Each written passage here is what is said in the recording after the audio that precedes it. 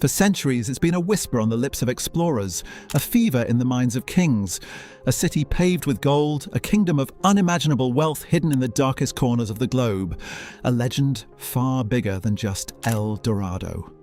But for those who chased this glittering dream, the price was often death. We're following the footsteps of these doomed expeditions to unravel the truth behind the myth. So, what did they find? And was any of it real? The story you think you know, the one about a single lost city of gold, is wrong. It was never just a city. The legend that drove thousands to their deaths, that toppled empires and redrew maps, all began with a spectacular misunderstanding. It started not with a place, but with a person. And to understand the destructive power of this myth, we have to go back to its source. A sacred lake high in the Andes Mountains of modern-day Colombia, and the Muisca people who lived there. The Golden One. Long before Spanish ships scarred the horizon, the Muisca civilization thrived. They were master craftsmen, especially with gold. But for the Muisca, gold wasn't currency, it was sacred. It was a physical connection to the sun god, a way to communicate with the divine. And this belief was at the heart of their most important ritual, the coronation of a new chief, or zipa. The story goes that when a new leader was chosen, he was brought to the shores of the sacred lake Guatavita. His body was stripped bare, covered in sticky resin, and then coated from head to toe in fine gold dust.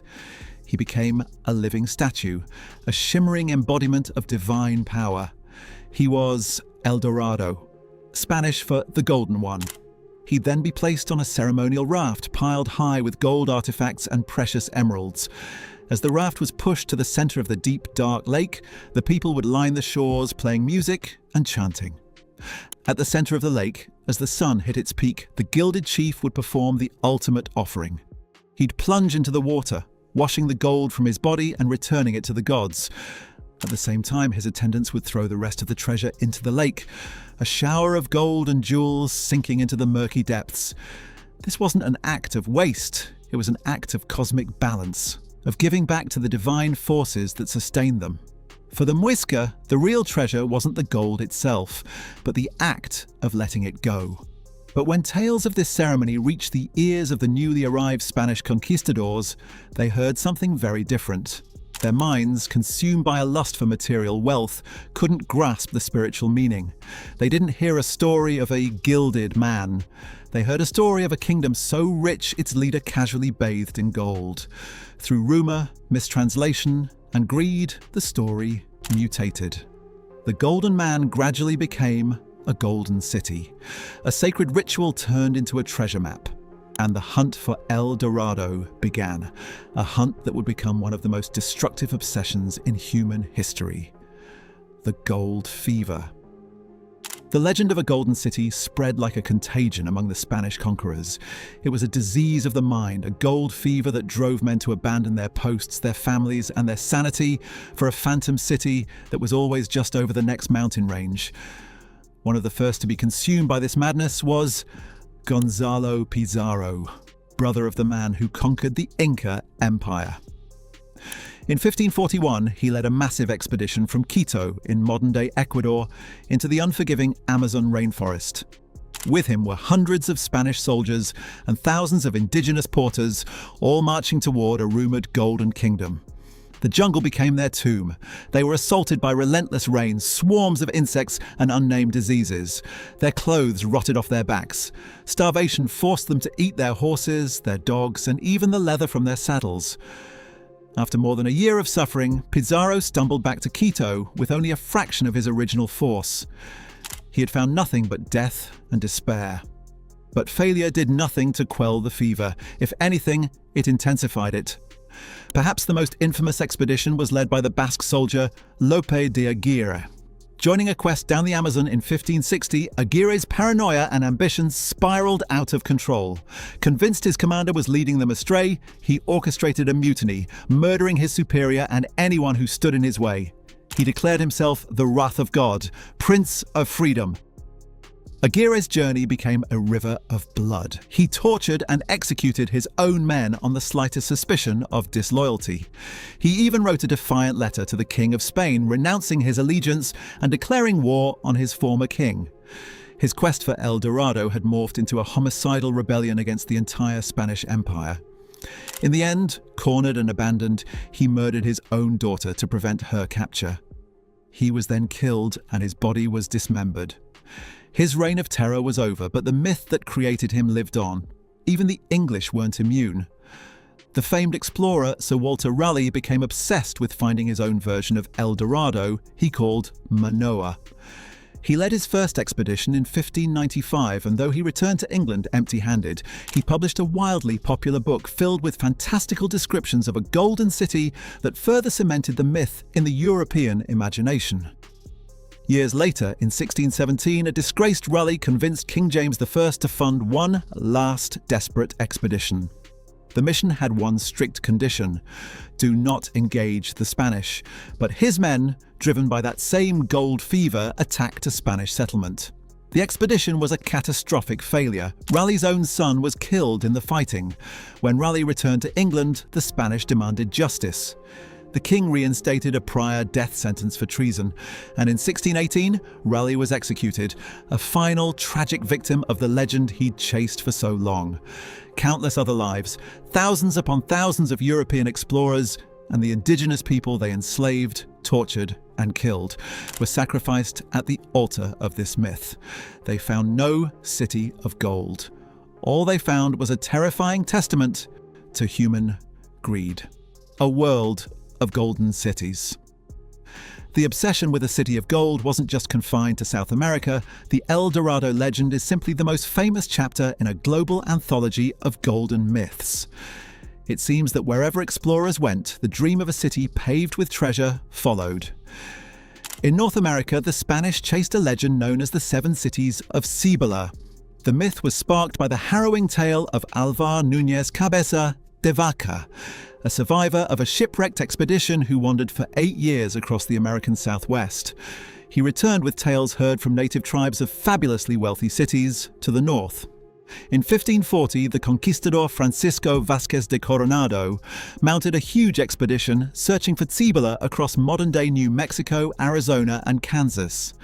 When he finally reached his destination, he didn't find cities of gold. He found the modest adobe pueblos of the Zuni people.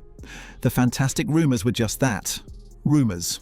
Coronado's quest for riches turned into a brutal campaign of conquest, leaving a trail of violence in its wake.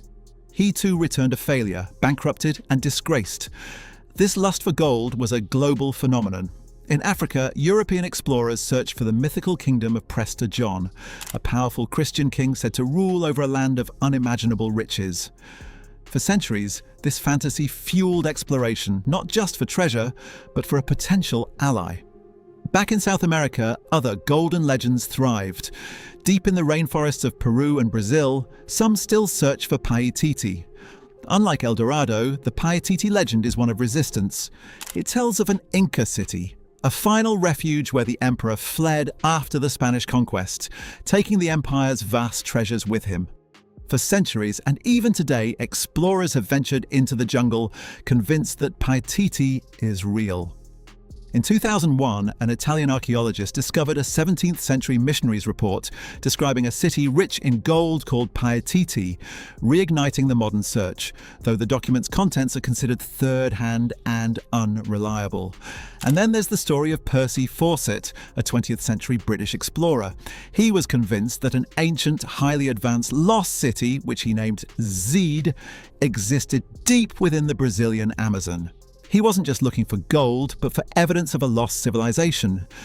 In 1925, Fawcett, his son and a companion, ventured into the Mato Grosso region to find Z, and were never seen again. Their disappearance created a myth of its own, a modern addition to the timeless library of lost cities. From the city of the Caesars in Patagonia to the phantom island of Antillia, the pattern repeats. Each myth has its own roots, but they all speak to the same powerful human desires for wealth, for discovery, and for a world more magical than our own. These are the stories that history books often gloss over, the real human dramas behind the legends.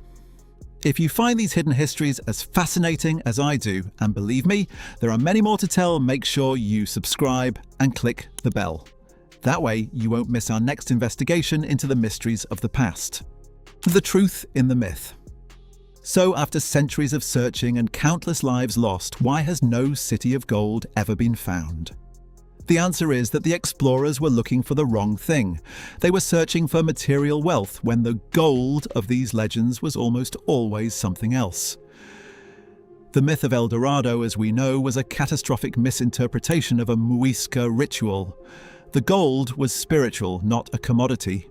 The same is true for the 7 cities of Cibola. Coronado was looking for treasure, but he found the Zuni pueblos, homes to a rich and complex culture. The treasure was the civilization itself, but the conquistadors were too blinded by greed to see it. It's also possible these rumors were deliberately weaponized. Some historians suggest that indigenous groups, exhausted by the violent invaders, may have spread tales of fantastical cities in distant, dangerous territories. It was a clever form of resistance, sending their enemies on impossible, often fatal quests deep into the jungle. However, recent scientific breakthroughs are forcing us to re-evaluate these so-called empty wildernesses. For a long time, the Amazon was viewed as a vast, sparsely populated jungle. But thanks to LiDAR technology, a form of laser scanning that can digitally remove the forest canopy, archaeologists are making astonishing discoveries. Beneath the trees, they are finding the faint outlines of vast, ancient societies. We're seeing networks of causeways, massive geometric earthworks, and evidence of large, organized urban centers that flourished for centuries before Europeans arrived. Some researchers believe these garden cities may have supported large populations. These weren't cities of gold, but they were complex, sophisticated societies that were wiped out, primarily by diseases brought by Europeans, long before their cities could be properly documented. Their populations vanished, and the jungle grew back, swallowing their world whole. It's entirely possible that the legends of golden cities were distorted, fragmented memories of these very real civilizations that had once existed deep within the forest. The gold was the gleam of a thriving culture, remembered only in myth. Conclusion: the search for the city of gold is a story of obsession, greed, and the catastrophic collision of cultures. It began with the Muisca's sacred ritual at Lake Guatavita, a ceremony of spiritual offering that was twisted by European minds into a promise of limitless wealth. This misunderstanding unleashed a destructive gold fever that left a scar across the Americas, personified by the doomed expeditions of Pizarro, the madness of Aguirre, and the tragic ambition of Raleigh. But the legend of a golden city is a global one, a recurring dream that appears in cultures all over the world. From Cibola in North America to Paititi in the Andes and the city of Z in the Amazon, the myth endures. No one ever found a city paved with gold. They couldn't, because the treasure was never a physical place. The real treasure was the meaning behind the Muisca ceremony. It was the rich culture of the Zuni people. It was the ghost of the magnificent, sprawling civilizations in the Amazon that we are only just now rediscovering with new technology. The story of El Dorado isn't about a lost city, it's about what we lose when we value gold more than humanity. The legend persists, not because it's a real place on a map, but because it's a powerful idea, a mirror reflecting our own deepest desires for adventure, for riches, and for a truth that lies just beyond the edge of the known world.